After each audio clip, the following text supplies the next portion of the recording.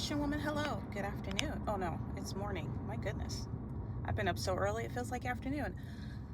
I just wanted to stop by and share something I witnessed or experienced in an elevator, of all places. I was in an elevator going from one floor to another, that's what you do in an elevator. And there was a couple in the elevator. There was a man and a woman. They were a young couple. They looked like they were in their 20s. The girl seemed a little quiet, shy, but pleasant, smiling, said good morning or good afternoon. The guy kind of just nodded, fine.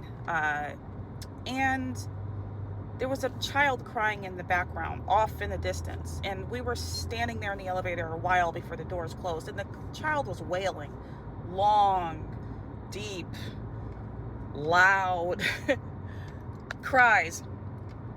And I'd seen the child earlier. The father was trying to kind of soothe the child. The child was sort of having a tantrum, throwing himself around in the father's arms, and I don't know what was going on.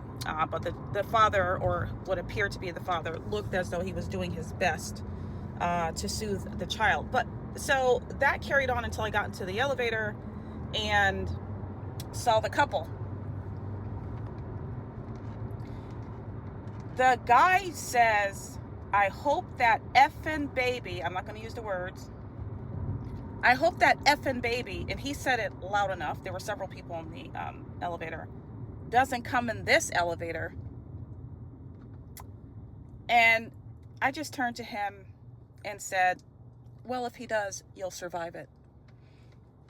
And he didn't say anything because I thought that was so incredibly offensive and rude. I could have ignored it, but hey, sometimes you just can't ignore things. So he goes on to say, I'm like, F the kids. I'm all about F them effing kids. Okay, so, and he said the word, I'm saying effing. He said the actual full-on word, and he said it with intensity. And it made me wonder, my God, if this child was being babysat by this guy, I don't think that guy would hesitate to physically harm that child.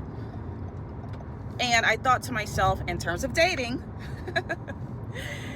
I don't know this girl's story with this guy, but I said, I hope that she is not planning to have a future with that mindset, with that guy.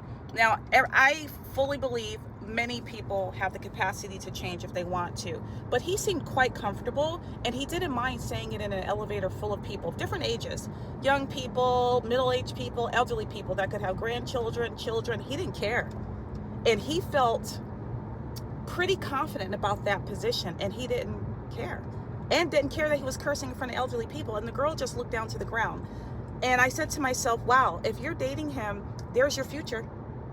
And it just reminds me to just remind all of you, when you're dating someone, just pay attention to the red flags. That was an obvious red flag. God knows what he has said or done outside of the purview of other folks in the elevator. If he's that bold to talk about F the kids, I'm all about F those kids, then he probably does much more behind closed doors.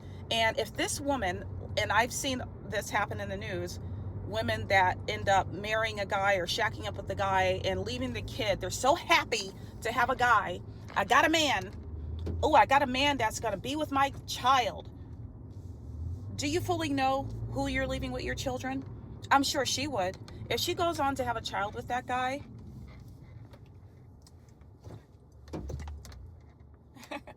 you coming? I'm letting somebody cross the street.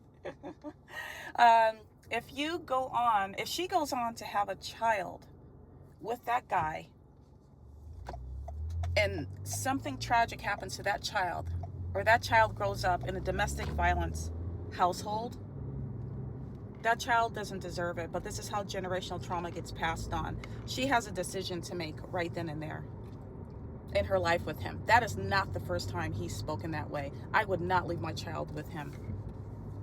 Now, again, I don't know the guy. I don't know their story. People have the capacity to change. But if I heard that dating a guy, we would be done. You're not mentally stacked right. let's let the Lord work on you while I go over here. Your time is precious. Your time is precious. Remember that. Pay attention to red flags. Do not ignore them. He didn't care at all. He's done more than that. Gotta go. Ciao.